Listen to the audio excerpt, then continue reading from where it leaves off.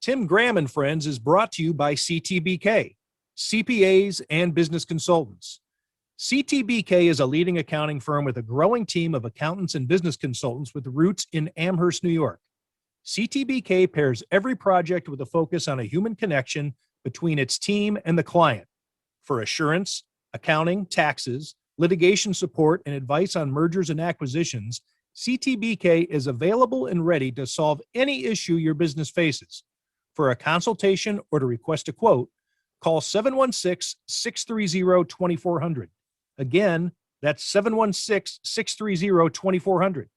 CTBK, over a quarter century of proven accounting and business excellence for Western New York and beyond. Thanks for joining another edition of Tim Graham and Friends, brought to you by CTBK. I am Tim Graham of The Athletic, here with Matthew Fairburn, also of The Athletic, and Jonah Bronstein of Bronstein Consolidated, here to rehash the Bills draft, talk some UB football.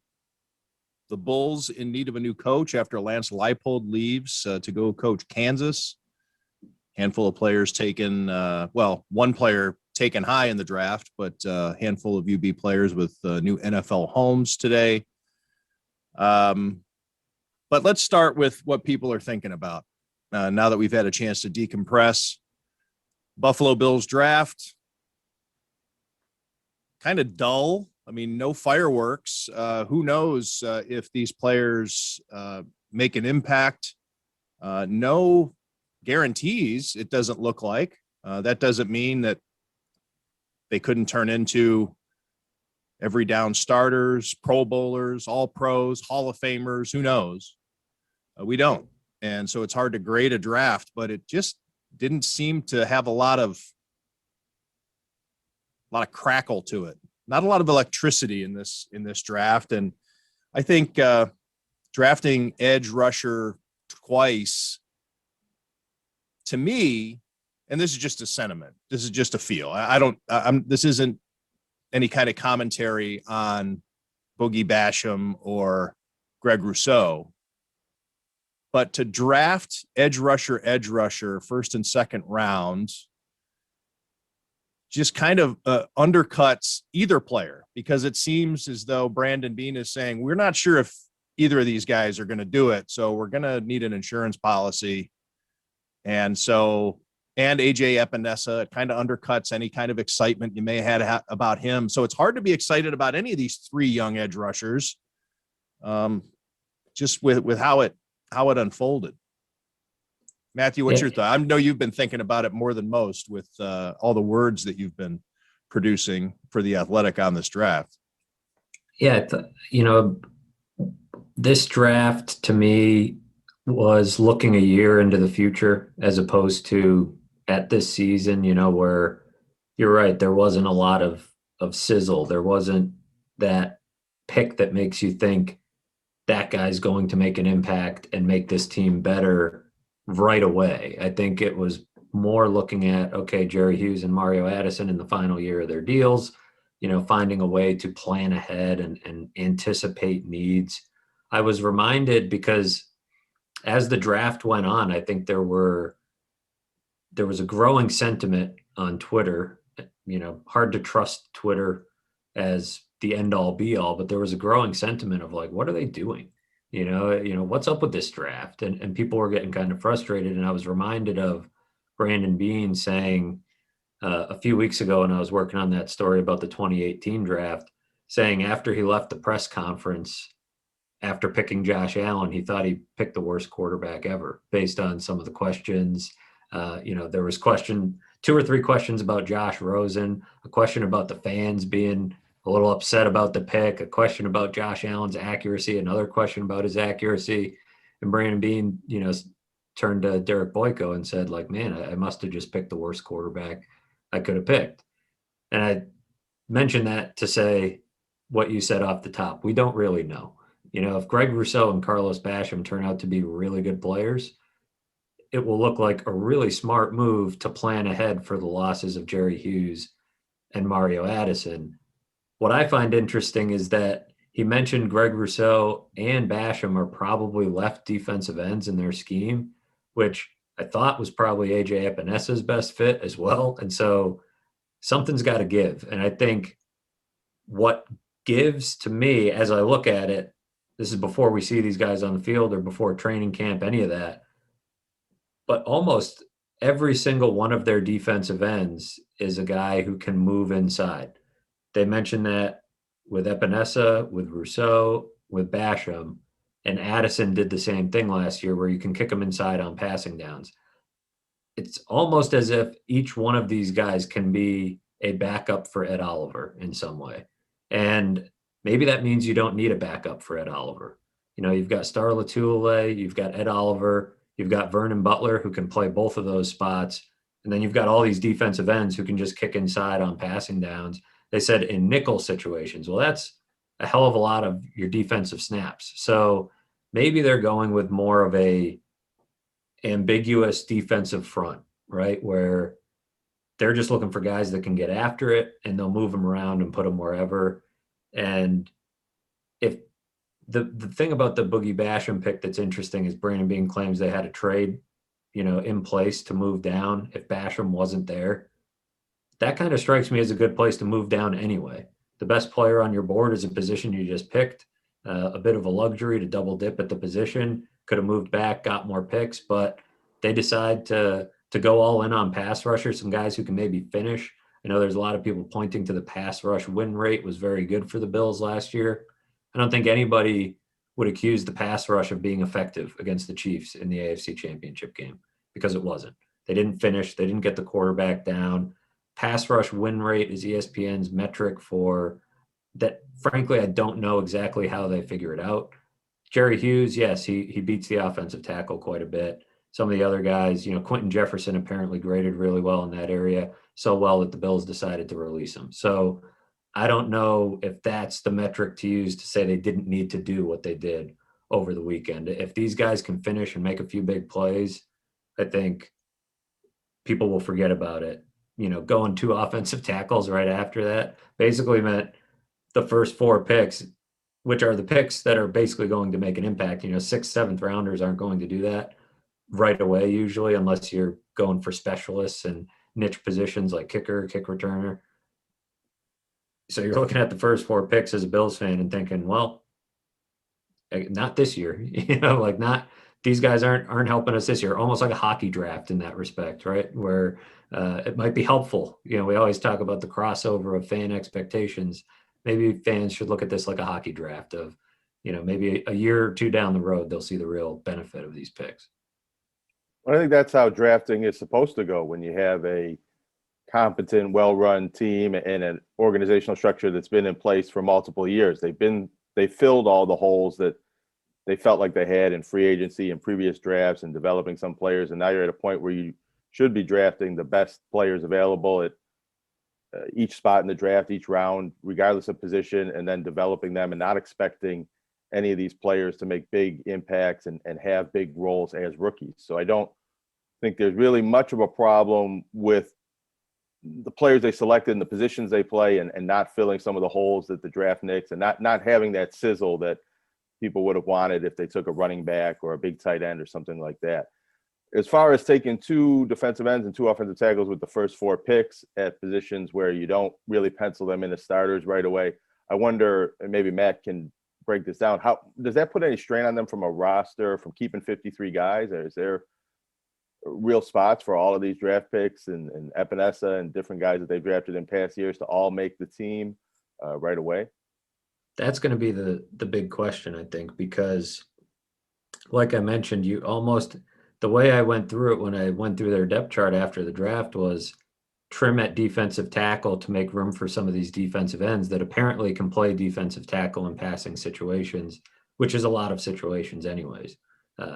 That's probably how you make room because people are excited about F.A. Aboda, you know, this second tier of free agency defensive end that they signed. I don't see how there's any room to keep a player like that. Daryl Johnson was, you know, this emerging player who had made some plays on defense and looked really good on special teams. I don't see how you can keep him on anything but the practice squad. He's a defensive end only with some special teams ability. Then, you know, Brian Cox Jr., probably, not going to be able to keep him. Mario Addison, it sounds like will stick around unless Brandon Bean was just totally blowing smoke. They have a high regard for what he can bring to these young defensive ends. And then you also look at it from the standpoint of the contract information I have says they can save 2.9 million if they release him after June 1st. I don't know that that's significant enough to move on from that guy. Could they do it? Could they find a trade, something like that? Sure. But what then happens is, okay, you have to trim at defensive tackle. And those names I mentioned, Ed Oliver, Vernon Butler, Star Latulippe, as the core three that you keep. If that's the case, that means Harrison Phillips might not make the team, or they might, have to try to find a trade partner for him. So the numbers on the defensive line are a little bit complicated because of what they've done, unless they make a trade. Let's be comprehensive with the thought and take it out, even though it's something that obviously we don't think it's worth talking about, or else his name would have been mentioned so far, but weird things happen or whatever, things that aren't expected. What about Jerry Hughes? What about his He would have status on the team? value, right? He would have value if somebody, the problem is he was their best pass rusher. So you're really counting on more from Rousseau and Basham if you do move on from him. The number on Hughes would be, I'll pull it up, but he's in the final year of his deal too. So, there is a possibility to save some money. He would also have value in a trade, because that's the other thing. People look at this and say, oh, they can just trade Harrison Phillips or trade whoever. Not everybody has trade value. And I don't know if a nose tackle like Harrison Phillips necessarily would have that kind of trade value. It looks like they could save a decent amount of money on Jerry Hughes, only a 3.1 million dead cap. Don't know what it is after June 1, looking at it real quick, but I would be surprised only because he's younger than Addison and he was better than Addison last year. But like you said, Tim, you have to take everything into account when you have a depth chart that's this crowded. Another thing I thought was interesting that Mel Kiper wrote, and this is just Mel Kiper spitballing. I don't think he's got inside info on the Bills or anything, but he mentioned he's thought AJ Epinesa could be a defensive tackle, so that maybe that's a possibility. Just make him that full time. He did lose a lot of weight last year, a little bit more than they wanted him to. Yeah, so They they'd have look to like a kind of make it linebacker. right. They'd have to kind of make a decision there about what they want his body to look like and kind of give him a heads up. You can't just be like, oh, I want to be a defensive tackle now. Let me go into my locker and grab that 30 pounds that I lost last year when you told me to slim down. So a little bit complicated. It will be a tricky numbers game at defensive tackle. Offensive line, less so, I think, because they didn't have. Well, let's stay on the defensive line. Yeah, let's stay there. Yeah, because I have a couple of more points to make or just ideas to throw out there. First, just because you mentioned keeping weight on, body shape, all that stuff, it popped into my head last night while we were on set. Actually, we were in the middle of the show for the Channel 4 draft recap that we were doing, and Sal Capaccio and I think Thad Brown also had brought up Greg Rousseau and him growing into his frame. We also, I think, played some sound of Brandon Bean talking about, well, this guy was a receiver. He's still putting the pounds on. It is a guessing game when it comes to players of this age, when they're this young and how their metabolism works. And I brought it up because it went into my head and everybody was talking and I was one of the last to talk. And when you're one of the last to talk out of six people, you want to say something original. You just don't want to parrot what has already been said. And everybody was talking about the optimism and how he projects. And I said, talking about this weight, the name that pops into my head is Aaron Maben, because that was he was wildly productive at Penn State, had a ton of sacks. You can say he didn't, it wasn't an accident. He didn't luck into all those sacks at Penn State, just like we're talking about Greg Rousseau. Aaron Maben bulked up for the purposes of his combine and his pro day, and he was able to look the part, but couldn't keep the weight on once you get into, the heat of at St. John Fisher and the day-to-day grueling aspects of burning all those calories during the season. I'm not saying that Greg Rousseau is Aaron Maben.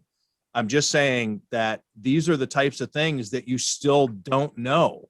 And granted, health and sciences, all the different things that you do with technology and tracking these guys. And it's a lifetime ago when Aaron Maben was drafted in, what was it, 2008 or 2009 or whatever it was. It's been a long time, and there's been a lot of things that have been brought to the forefront. But Greg Rousseau was the 30th overall pick. He wasn't a single digit draft pick like Aaron Maben was. I mean, these are not sure things. And so anyway, I just wanted to bring up the weight aspect of it. And with these smaller guys that you can move inside, what about a NASCAR package? And it's difficult and very dangerous, I think, at times in the NFL to anticipate a trend sticking. And NASCAR is something that the Seattle Seahawks and the Legion of Boom actually made fashionable a while ago. There's still, need for, but NASCAR pack, the NFL has the ability to move and shift tendencies within a year or two span because the lines get bigger, or they start drafting this, or they start evaluating guys of different size, whatever. But it seems that the Bills, if they were to keep all these guys and start moving their defensive ends inside, like Epinesa or Rousseau, they talk about how he can play well inside and bash him, and he's got weight, like too much weight issue. If these guys are good pass rushers on the edge, you start moving them inside. Are you looking at maybe NASCAR situation? Yeah, I think that would be wise in a lot of ways. Brandon Beane, that's what I was thinking about when Brandon Beane mentioned all these guys being able to kick inside on passing downs. 10 years ago, if you're talking about passing downs, you can envision that in your head as like a very specific instance. Now, when Brandon Beane says second and long or third down, right now it's maybe first passing down. It's like right. That's all the time. Passing down. So you're saying these guys can play inside constantly, because when you're going up against the Chiefs, that's what you're dealing with. Now, there was that one game where they decided they were going to run the ball, and the Bills offered little resistance. But that's the type of defense the Bills went with in that game, to counteract the pass, and the Chiefs took advantage. So when you look around the conference and you say, how can these pieces fit in? I do think you have to think about it a little bit outside the box, because you're not going to have 3 left defensive ends all as top 60 picks or whatever, and split their snaps 30. Like, they're going to be all on the field at the same time in certain instances. And when you talk about Greg Rousseau and, perhaps filling out his frame, the thought I have, looking at him is like DeForest Buckner, Arik Armstead. That's the body type that he has. And those guys aren't your traditional defensive ends. They're impactful players. DeForest Buckner is one of the best defensive linemen in the league, but he's really more of a tackle. And you can do some 3-man front stuff. Maybe they start mixing some of that in. This will very much, I think all of this speaks to the point that this will very much be on the Bills coaching staff, and to a certain extent, the front office, having a plan for development, because you don't take these guys and, all these moving parts that we talk about where they could play, who needs to put on weight, who needs to drop weight, what body types. There needs to be a concrete plan of action to develop these players and develop a scheme to best use them, because to this point, the defensive line has not been a strength under Sean McDermott. And they have invested a lot of resources in that defensive line. They had the most cap dollars tied up into the defensive line of any team in football last year. They had a top 10 pick in Ed Oliver on that defensive line. They were missing Star Latulippe, but they also had their second-round pick, AJ Epinesa. So they've tried a lot of things to make that work. Now it's about these players that they've drafted and projected into certain roles, finding a way to make it all work, finding a way to get the most out of these guys. And as we sit here and talk about a year into the future, right? Because, well, a year from now, Hughes and Addison are gone, and hopefully these guys can step into their place. That also means looking a year or two behind you and saying, AJ Epinesa and Ed Oliver need to be what you said they were on their draft weekends, because developing defensive linemen takes time. And so if those guys are who you think they are, it buys you some time with the other guys and buys you a little bit of goodwill in that regard. So a lot of stuff to sort through, but I guess looking at their history shouldn't be too surprising that they've invested heavily in that position group, because that's a big deal for them.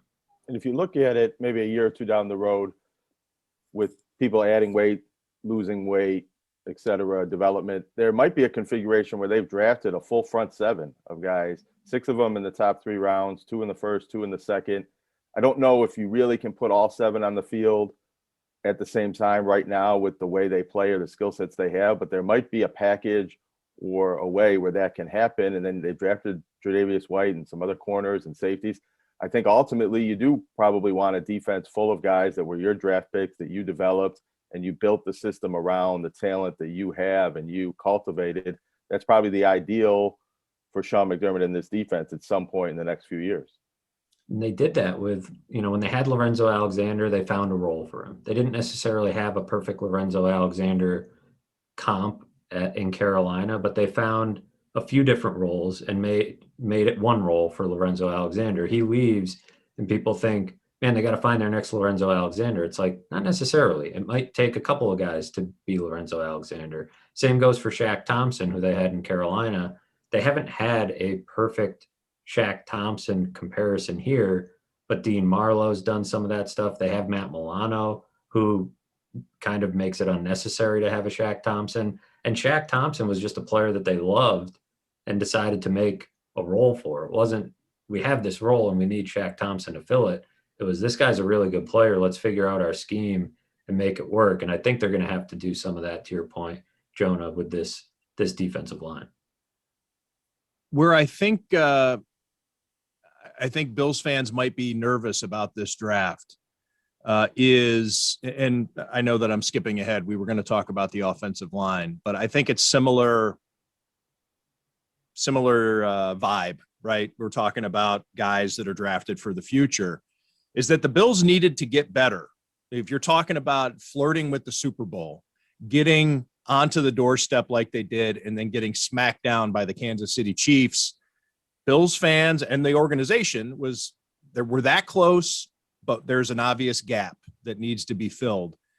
And the rest of the AFC East and some other things going on in the AFC period, teams obviously got better. The AFC East, 5 of the top 18 picks. All 3 teams now have their quarterback. I mean, or at least, the Jets thought they had it with Sam Darnold too. I'm not saying that those questions are answered, but there are clear paths these teams are pursuing. I think that the gap between the rest of the AFC East and the Bills got tighter.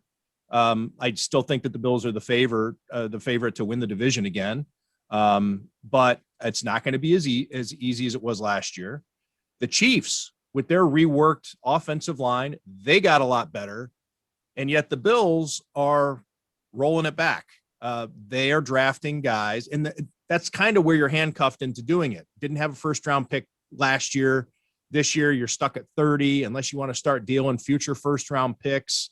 But with free agency and the draft, it doesn't seem to me that the Bills got a ton better. People were saying there were people announcing the Bills won free agency just by re-signing their own guys. We talked about that on the podcast at the time. But where did they get noticeably better in terms of winning the Super Bowl? And I know that that's a heady thing to be saying, because a year ago at this time, we wouldn't be having this conversation. And maybe we'd be saying, all right, everybody, let's just be happy that this team's winning. I get to cover something refreshing for a change. But this is the reality of the team. This is the reality of expectations that fans have with the Bills. I think that's a little bit of a flawed back? premise, though. That's like Rex Ryan winning the offseason, or when you're in a fantasy league and you're really excited that you won the draft, but you don't win the league. I think if you got a good team, a good, relatively young team, bringing everybody back and keeping that continuity and not losing a key player like Matt Milano is a big win. I don't necessarily know if they did get better, and in the long term, maybe not this draft or this free agency period, you'll look back and say that was a missed opportunity to keep adding to the talent. But if the other teams in the division are going to be more reliant on rookies this year, and the Bills are playing mostly guys that were all starters and in the same roles last year, I think for 1 year or 1 or 2 year period, the Bills might find more separation between their peers. Yeah, I think Yeah, that's a good point. You're talking about, banking on rookies. Yeah, how often do you see a rookie guiding a rookie quarterback guiding his team to the playoffs? But yeah, I think that, the Bills, but like you say, I think that when the Bills are in 2022 and 2023, hoping that this is when Greg Rousseau and Boogie Basham and AJ Epinesa are coming into their own, the other teams in the division have blue chip guys, and let's, the Patriots, obviously, the question marks are at quarterback with Cam Newton and Mac Jones.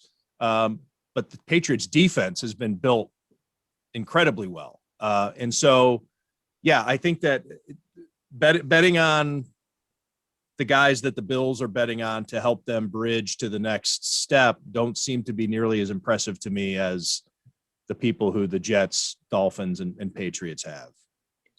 I think it's in some ways a team building question that we haven't had to stare in the face here in Buffalo in a while with this team is, are they better off looking at their team?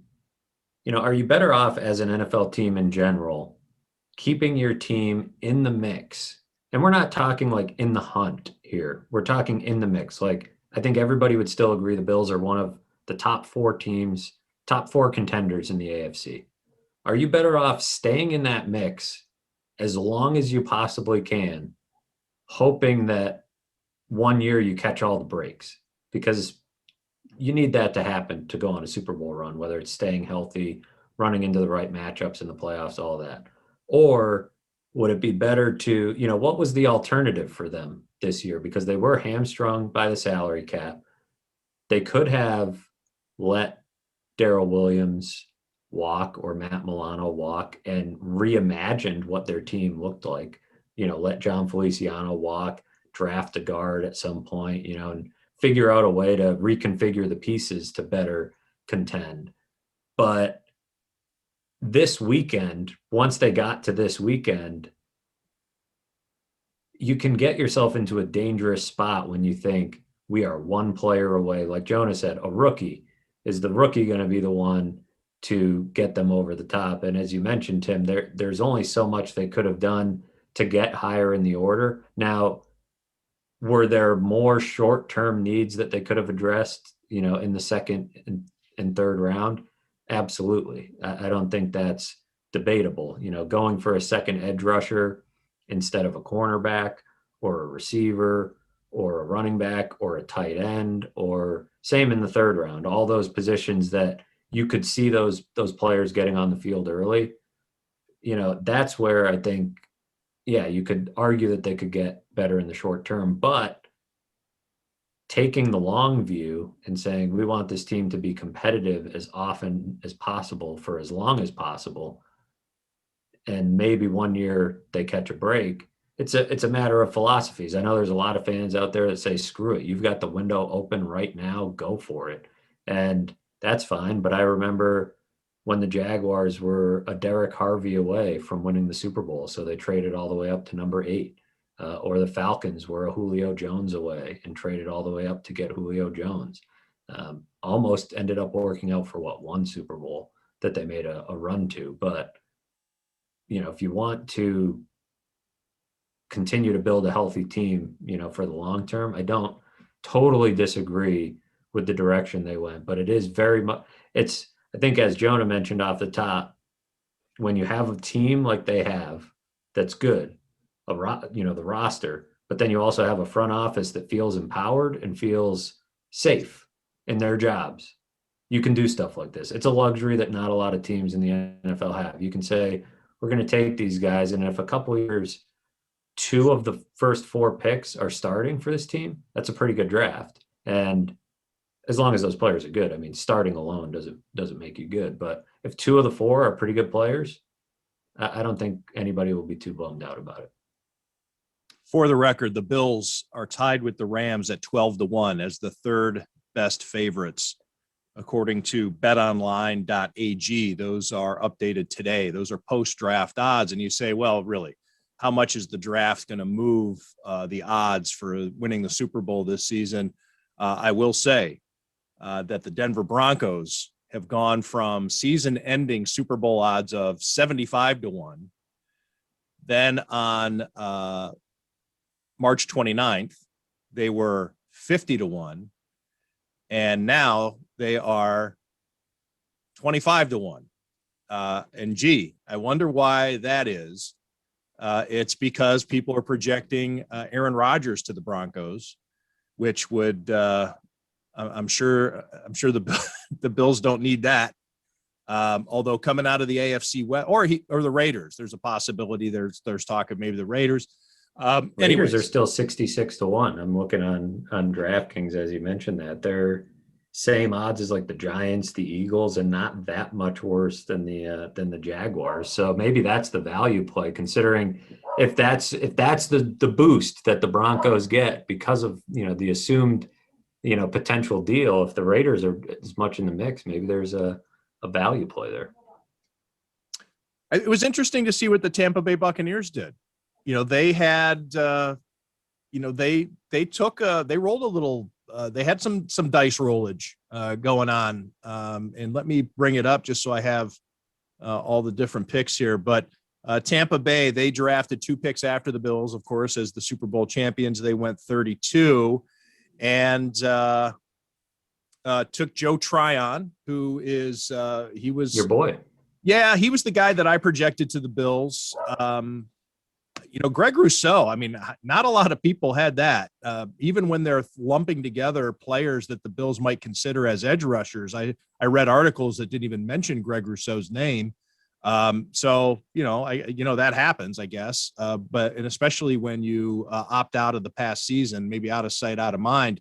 But then the Buccaneers going with a quarterback at 64, Kyle Trask. He was somebody that thought that there maybe he would creep into the first round if a team really liked him enough, but he goes with the last pick of the second round. Anyway, Joe Tryon seems to be somebody who is ready to play, or Azeez Ojulari. That was another pick that I thought if the Bills look back on this in 5 years, that might be the player that people wish that they had taken on the edge rush, because Azeez Ojulari, at least with the Athletics, Dane Brugler had him as the number 1 edge rushing prospect coming out in this year's draft. A lot of folks pegged him as a first round pick, and he had injury issues that caused him to slide a little bit. But anyway, it's like goes to show what you know. But so many times though in this process, you do look back and say, there was the guy, he was sitting right there. A lot of people liked Azeez Ojulari as either the first or second best edge rusher in this year's draft class. He was there. The Bills didn't take him. Same with Odafe Owe. He was going by Jason in the pre-draft process, but then told everybody, yes, screw you, this is my name. There was a little mini run of edge rushers. And I think anytime the Ravens and the Bucks, these franchises that have established themselves as smart drafting teams, pick a guy right after the Bills pick an edge rusher, those comparisons will be natural. And then the first few picks of the next round, Tyson Campbell, the corner from Georgia, Elijah Moore, who will now be in the division, could have been a nice if you're drafting defensive ends and you go with that same theory and apply it to receivers, Elijah Moore a year from now could be your Cole Beasley replacement or your Isaiah McKenzie replacement, whatever. So, a couple of interesting picks there, and same with some offensive linemen that came off the board. Well, certainly, let's take this opportunity to mention Malcolm Kuntz, the UB edge rusher who ends up going in the second round. And here's to show the disparity of evaluations. Dane Brugler had him rated as a 7th round prospect. Mel Kiper out of nowhere, and it wasn't like Dane Brugler was off the reservation on this one. I mean, this was a common held belief. I'm just mentioning Dane's rating because I happen to know off the top of my head. Then Mel Kiper a couple of weeks ago, out of nowhere, projects him as the 41st overall pick.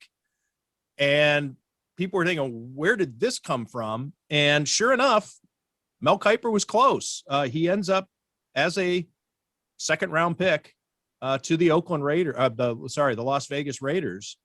So to be UB's second highest drafted player since that's surpassed only by Khalil Mack. Right. Well, it was the third round, and it was the second highest player. Is it? I'm sorry. Mack what was he? What was it overall, era. Jonah? 79. 79. And it would be the third highest ever if you go back to Jerry Philbin way back in the 60s in the third round, and that was the 33rd pick. So, I mean, in the modern draft era, it's Khalil Mack, and then this is the highest any UB player has been selected. And this is the only player within the last within the current staff's recruiting class, this Lance Leipold regime. There have been some players that were drafted, Mason Schreck in 2017, but those are players that were here prior. So this is the first and only player from this run of success that UB has had in the last 4 or 5 years, the core players that was drafted. Yeah, I guess it just goes to show that people who are paid to evaluate these prospects still can be all over the place when it comes to putting a ranking or a rating or a score or whatever it be. Jonah, I mean, I don't want to put you on the spot as a draft Nick, but you saw a lot of Malcolm Kuntz. You watched a lot of UB football this past season.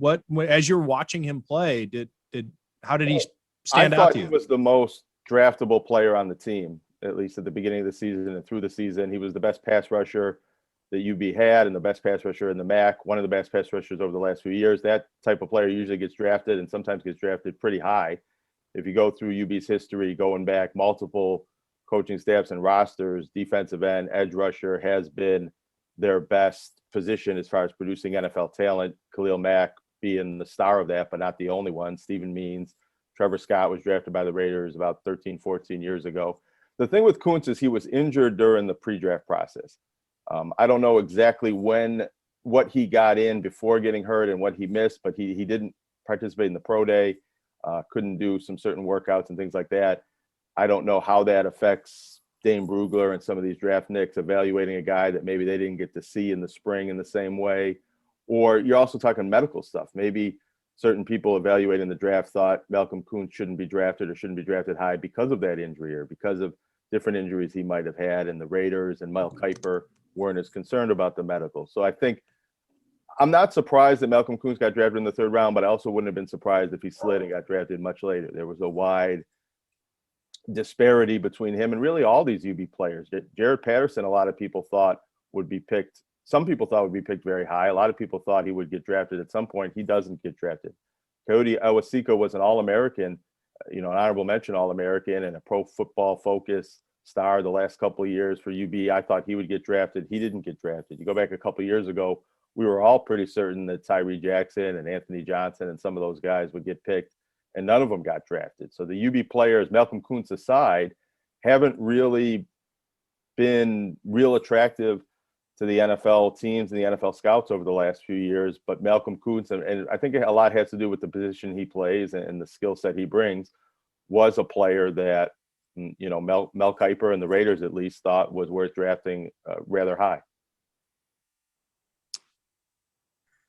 We're talking UB football. Let's get into Lance Leipold and his decision very late in the game to leave UB and join Kansas. You take a look at his salary, and it's it's pretty easy to see. And of course, this is a guy from the Midwest. It's not as though UB is where he's from, although it seemed as though he'd laid down some roots here, liked it here, liked that he was building something that would withstand time, that the Mid-American Conference is known for having a team and different teams taking their turns atop the divisions or atop the conference. And UB was showing some staying power. And Lance Leipold had been on the show and discussed how proud he was of that and that's what he was into. But Kansas comes calling with its millions of dollars. And it's tough for UB at this stage here on May 3rd to not have a football coach. But Jonah, where do you think they go from here? Well, I think they should try to keep as much of the current staff around as they can. If Rob Ianello is on the website as the interim head coach, I know they're hiring a search firm and doing somewhat of a national search. And probably if you look at Mark Allnut as the athletic director and his career, and he might need to make an outside hire and make his mark a little bit, no pun intended, for hiring a good football coach. But for where this program is with the roster and bringing back almost everybody from last year, you could really make a case that they're bringing back a returning starter at every position when you count guys that were injured and didn't play last year but started the year before. I would bring back Rob Ianello and try to bring back as much of the staff. I know Lance is probably going to take some of these guys with them, but they have 2 defensive coordinators, 2 offensive coordinators. All 4 of those guys, along with Rob Ianello, the associate coach, recruiting coordinator, have been with Lance from the beginning here, all 7 years. So I think you could keep a lot of continuity in this program by elevating one of those people to the head coach and running it back with this group, much the same way that UB did with Jim Weitzel in the basketball program a couple of years ago. And that's kind of worked. They didn't stay in the top 25 and go into the NCAA tournament like they did under Nate Oates, but they were in the MAC championship game and one of the better teams in the MAC and a winning team. And I think that model has worked well enough with 2 basketball coaches now that I think it would be wise to try it with football. But the dynamics of hiring, Mark Allnut hasn't made a marquee hire yet. He's actually elevated the interim coach, I think, in almost, if not every sport, almost every sport opportunity that he's had since he's been the athletic director. Eventually, he has to go out and make a hire, and that has to be a good hire in order for him to eventually be an athletic director at a Power 5 school, which I'm sure is his ambition. Or Such is all their ambitions, right? Like, isn't that Yeah. that becomes Right. part of the problem? Is like, even if this guy nails his hire, he's moving on, and that guy's moving on. So it's kind of a cycle that continues to go on. It's a little bit alarming that Lance Leipold viewed Kansas as the opportunity that he couldn't turn down, like because of what Tim mentioned, the idea that was feeling pretty proud of what he built, and I think was setting himself up to be patient and say, not necessarily pick his spot. I don't think anybody thinks that he was going to jump to one of these nationally ranked teams, but that it was Kansas suggests that he was ready to jump at the Power 5 when it came calling, because Kansas is arguably the worst Power 5 football school in the entire country. Well, I think money talks. When there's That enough too. money on the table, it's hard to say no. But it is interesting because Kansas is the school where Turner Gill left Buffalo for, what was that, 12 years ago, and it didn't go well for Turner Gill. It hasn't been a place where many coaches have been able to win, if any. And I did think that might factor into Lance Leipold not wanting to go to a place where it would be hard to win and he could be looking at, possibly getting fired in 3-4 years. At the same time, and this is what people I had talked to had thought, that, I didn't want to only pick the only opportunity, that if he stuck around at UB for one more year, they were good again. They have some opportunities on the schedule next year, playing at Nebraska and home against Coastal Carolina. Maybe there would be multiple Power 5 jobs, that Lance Leipold would be the hot name and they have several jobs to pick from after next season. And in a coaching, if you make this move in January, there's a lot more open jobs. Right now in May, this is the only open job. But it took a while. Kansas had an athletic director change, and I think that they probably pursued Lance and maybe convinced him that this was the right move for him. It seemed like a bit of a slow courtship, and they probably satisfied any concerns Lance Leipold might have had about taking this job at this time and convinced him that this was the move to make. In 120 years of Kansas Jayhawks football, Tim and I were looking up the same things. they've been saw to the smirk. 12. They've been to 12 bowl games in 120 years. Haven't had a winning record since 2008 under the vaunted Mark Mangino era. And it has just been colliding. And it doesn't matter whether they go for the up-and-comer or they go for a big-ticket coach, because they had Charlie Weiss, they had Les Miles. It has been just a disaster. The last It's been a graveyard for coaches. How about this stat? They have not won. They have won either 1 or 0 conference games every year since 2008. 2008, they went 4-4 in the conference. Every year since then, 1 or 0 conference games. They haven't won more than 4 games in a season since 2009. Like I said, arguably the worst Power 5 football program in the entire country. And Lance Which I Leipold say did not- only in part because I went to Mizzou and really don't like Kansas, but that's only part of it. They do just flat out suck. He's got a heavy lift. And Lance Leipold's does. not used to losing. I think he lost about 11 games in his Wisconsin Whitewater career. And coming into UB, they had that 2-10 season in his second year, and he was miserable. I mean, he really had a hard time getting through that season because it was very foreign to him having a team at that stage in its rebuilding process. And I think he knows that there will be some of that here at Kansas, but This is not some of that. This is a massive rebuild. They're coming off the Les Miles scandal. They went 0-9 last year. The team is awful. He doesn't have a recruiting. He doesn't even have a chance to recruit these players. right, He's the transfer stuck. portal's pretty much dried up. It's going to be a year before he can really start building this program. And I'm not I mean, sure you can was call it a slow build at rebuild. UB. With the recruiting classes, they got better year by year, and it wasn't something where he came in with a lot of. They did get some junior college players, but they didn't build with transfers and junior college players and rebuild the team right away. They built it up over time, and they developed well. At least they have here at Buffalo, taking guys that weren't really attractive recruits, and then a couple years later, they are really good players. And I think he'd be able to do a version of that at Kansas, but it's going to be a lot harder, and it's going to be recruiting at a level of player that he's never recruited before, not at Buffalo and not at Wisconsin Whitewater, obviously.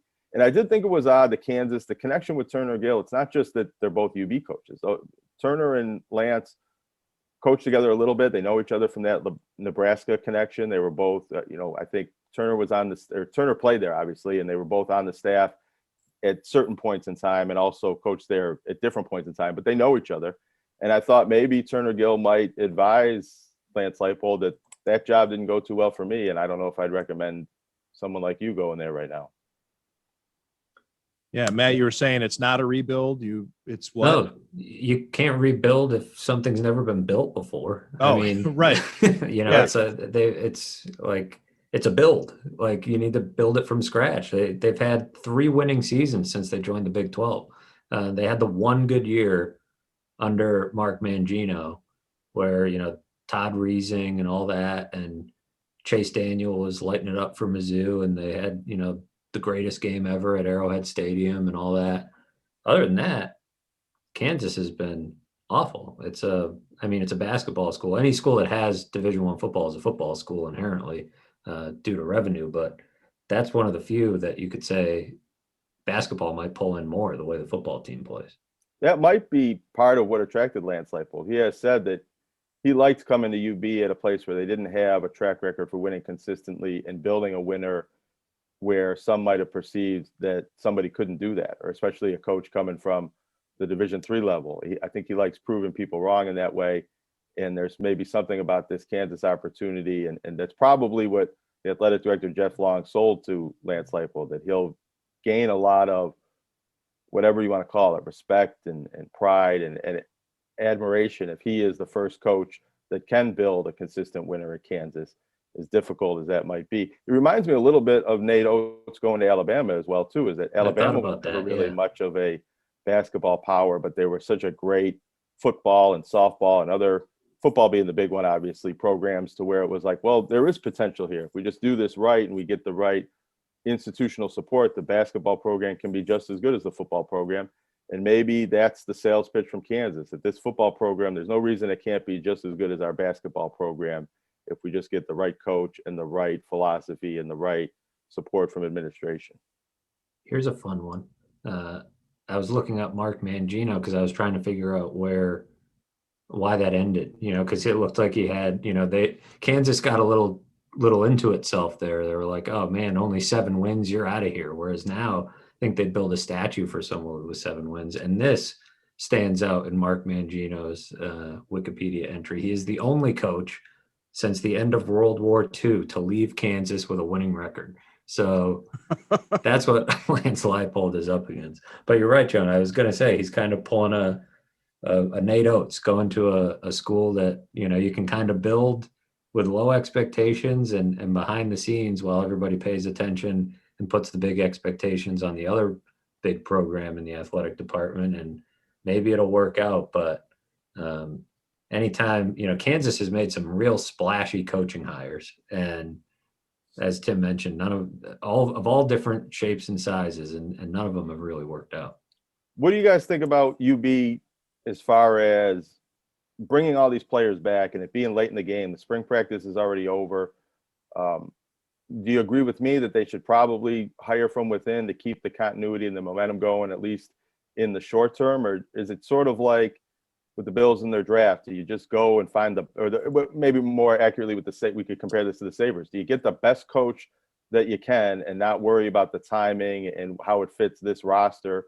Or do you try to run it back? This is a team that finished the year 25th in the country and could have an argument to be nationally ranked when the season starts in August. I was going to respond to your Mark Allnut comments that at some point it's the belief is that you need to make your big hire, that you need to do something transformative so that way you can get your next job. But I think that Mark Allnut could be looking at this, maybe he should be looking at this as a holistic look at how good our programs have been and maintained. And it could be too risky to go out and get that new head coach. And why throw away another bowl season or another chance to win or to get to the MAC championship game? All these things that an athletic director can put on his resume. Yeah, maybe he doesn't make the big hire for the guy who ends up as, a great coach in the Big Ten or whatever. But maintaining a high level of competitiveness despite losing your coaches could also be something that he could hang his hat on. And I think that you could be at this, as you mentioned, because of the timing of it, but maybe even not because of the timing of it. But at least for this point, I'm going to make the timing of it. You could be throwing away a really good season, or at least risking it by totally reconstituting the coaching staff at this juncture. So if they have coaches who want to stay, if they have coaches who have the credentials and want the job, then I think that internally is where you should look first. Because, and here's another point it just popped into my head. Who's available now? All the people Kansas just passed on, all people who are available now are coaches that nobody else wanted. Well, coordinators. Right? I mean, guys that want to be head coaches from Power Fives. But yeah, it's not the coaching carousel season. And if you bring in a new coach that has to hire a whole new staff, it's going to be very difficult. Ooh, what about Greg Marone? Or Doug Marone? Greg Marone. Where did Greg Marone come from? Doug Marone. Is there a Greg Marone? You can bring I'll look that up. Back. But Doug Marone's available. Not sort of. Yeah, he's an O-line coach at a big school right now. The candidates that our Chris Vanini mentioned in his capsule about the UB job, North Dakota State head coach Matt Entz. That's like a big swing, I think, getting a guy like that, because is he, that's another similar to like the Lance Leipold going to Kansas. Wouldn't have expected it because you think, well, this guy can sit and wait. North Dakota State is going to be winning. They're going to be in the spotlight. James Madison head coach Kurt Signetti, North Carolina offensive coordinator Phil Longo is mentioned here, and then Vince Karras, Mount Union. Larry Karras. And Brian Polian, Notre Dame special teams coordinator. That's the name I've heard. That's the name I've heard, but you always hear his name and you hear the name of these St. Francis guys locally from people that go to St. Francis and want it to be Brian Polian. I think that's an interesting name and probably somebody who should at least be considered and get an interview, but I don't know if he's as much of the favorite as it might sound like he's the favorite from the people I talk to locally. Yeah, Rob Ianello also mentioned, as well as both coordinators. So there are the internal options. I think it's a tricky game to play this late in the process because you're not, this isn't the time of year where coaches often change jobs. And so, yeah, it would be risky. But at the same time, you look at the basketball program, and while you would say going internal, hasn't been a disaster by any means. You're trying to keep some magic together when you would think this staff is going to start to get chipped away at. And, maybe you're just clinging to something that you need to try to recreate with a different good hire that can, keep you on that level rather than trying to hold together bits and pieces of the magic you had under Lance Leipold.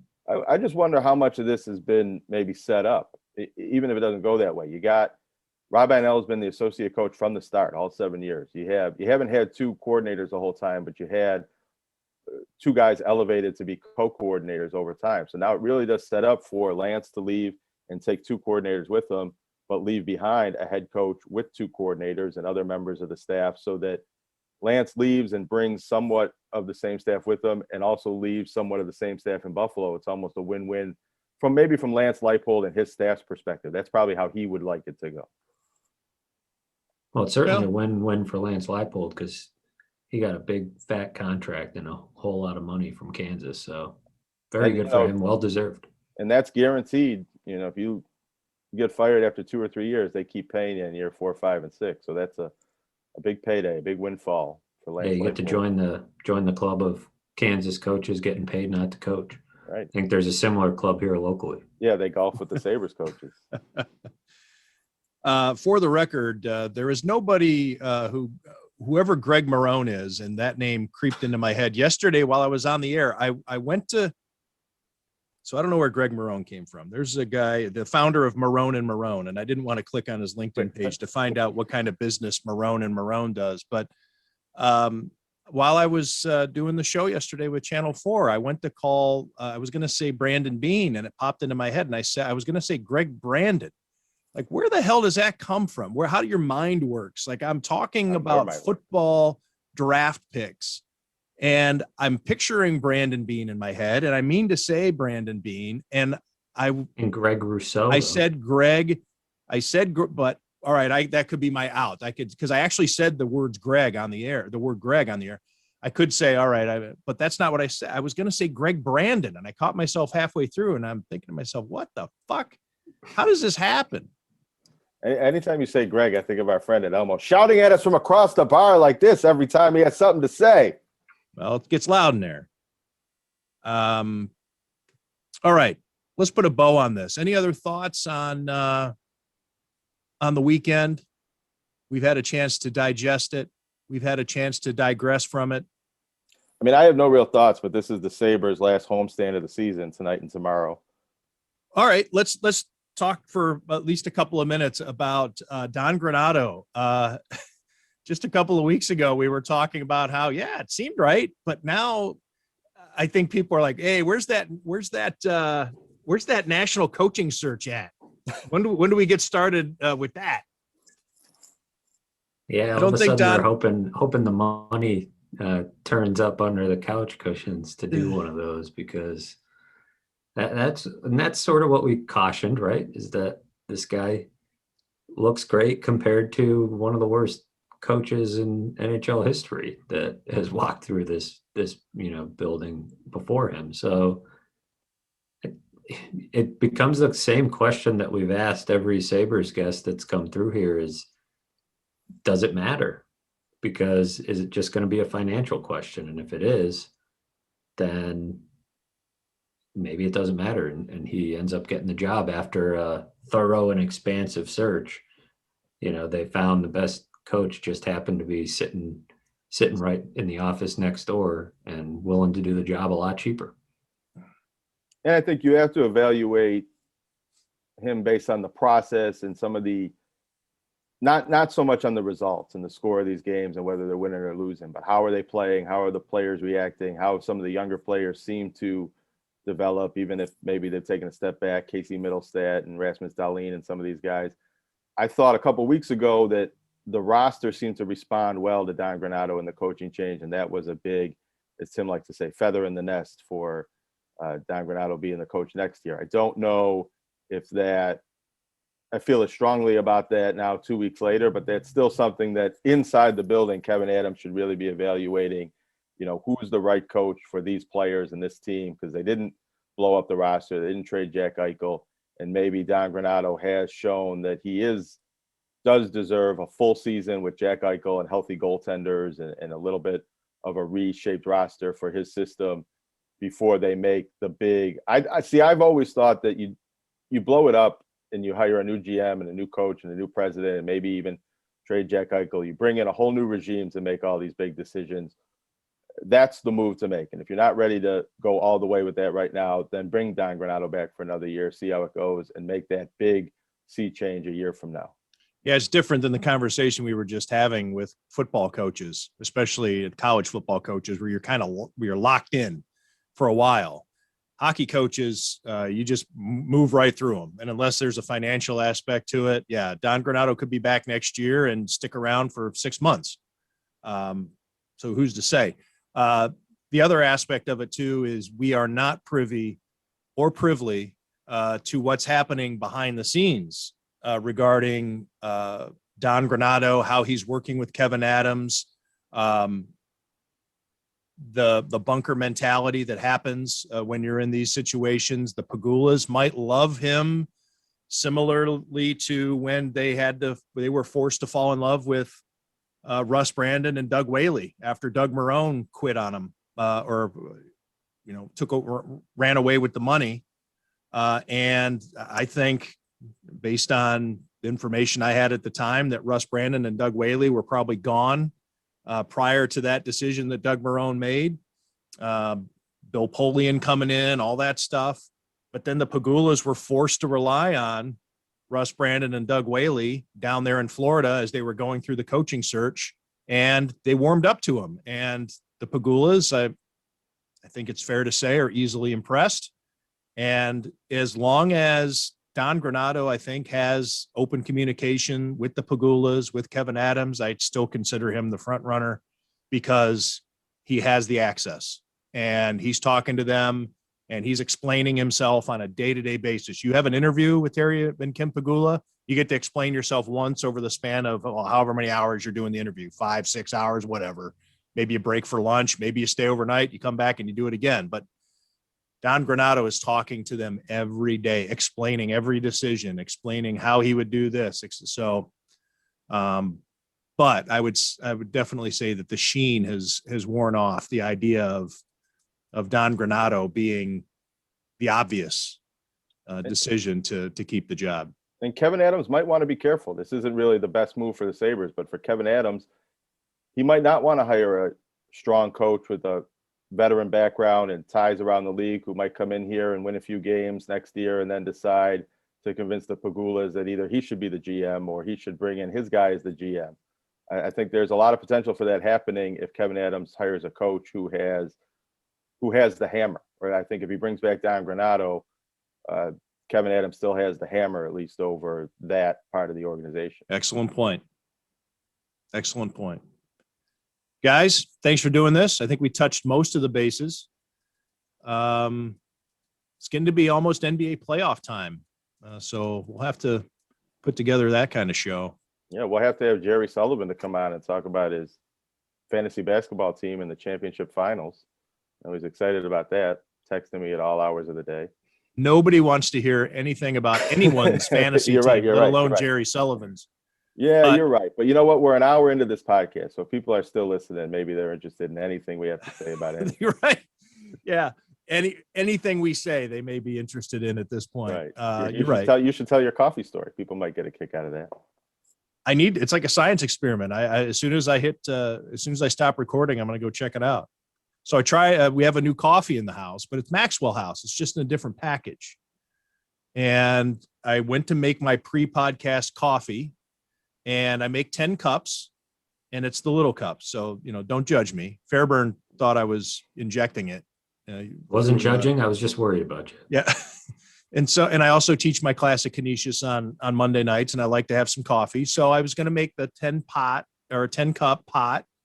It's also the math that I know. I know how many scoops for 10 cups. And if I lessen it, then I have to do math, and that's not my thing. So I put in my 4 scoops of Maxwell House into the machine. I hit the button and it tells me it's done. I hear the beeps. I go to get a cup, but there's only 8 cups in the carafe. So I open the lid and it's all backed up and it's all over the counter. So I had to clean it up. And then I noticed that there's no grounds left in the filter. So all the grounds went through the filter. So, oh, you know what I bet happened? It just talking it out. I bet it backed up in the filter. So it raised like it clogged and the ground spilled out over the top and then down into the, does that make sense? It does. Yeah. There's still, but you know what? There were no grounds in the filter as it emptied. That means every ground would have flowed out the top. That doesn't seem right. Enough water would push that out. But yeah, I don't know. I mean, I want this to be kind of an Easter egg. I want to see if anybody tweets it at you or us and maybe has solved the coffee dilemma when they get to the end of this. Somebody will. Somebody will. You I sure predict you put it right in the filter. You didn't miss the filter. Yes. Yes. This had to have been user error in some way. I'm going to do an experiment afterwards. I'm going to try it again, see what happens. I think it might be the new coffee. The coffee grounds looked funny. They looked more like, and it says right there, it says Maxwell House original blend or whatever, but it was like the crystal, like you'd see. And whereas the other stuff is more traditional grounds, this looked funny as I was scooping it in. And I thought, well, it's different canister. So I'm going to have to investigate. I think you need. But the coffee was coffee for you. Disgusting. That's because it was just water sitting on grounds. Oh. It wasn't really coffee. All right. Not a good advertisement for Maxwell House. I love Maxwell House. We're a Maxwell House family for generations. My mother and my mother's mother all were Maxwell House, and probably my mother's mother's mother. Maxwell House, made in Jacksonville, Florida, right near the stadium. Not a sponsor of this show, though. No, I went down to Jacksonville to interview Dave Caldwell at his office once. And in Jacksonville, and I don't know if it's because of the heat or what, but from my hotel to the stadium, 15-mile drive, I did not pass a single coffee place. No Starbucks. Of course, they don't have Tim Hortons down there. No Dunkin' Donuts, no nothing. And I even circled around the neighborhood looking for a couple. And then finally I decided, well, hell, I got to get to the stadium for this interview. And what do? I drive right past the Maxwell House headquarters where they make the freaking coffee, but I couldn't get a cup. So one more reason why Jacksonville can suck it. You think it's because of the heat that they don't sell coffee? I don't know. I'm looking for reasons. Do you think it's some? Yeah, you would think you'd be like, hey, don't you just got some coffee lying around? You are a coffee factory. I mean, I remember when I lived in Fort Lauderdale, there weren't a lot of Dunkin' Donuts. You had to know where the Starbucks was if you wanted a cup of coffee. Or even, oh well, I'm going to stop. I'm going to stop before I get myself in trouble. Thanks for listening to Tim Graham and Friends, brought to you by CTBK. Listen to an advertisement right now about that very sponsor. Tim Graham and Friends is brought to you by CTBK, CPAs and business consultants.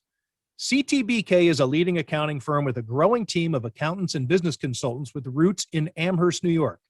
CTBK pairs every project with a focus on a human connection between its team and the client for assurance, accounting, taxes, litigation support, and advice on mergers and acquisitions.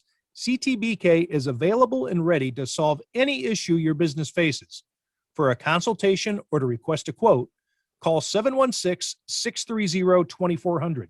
Again, that's 716-630-2400.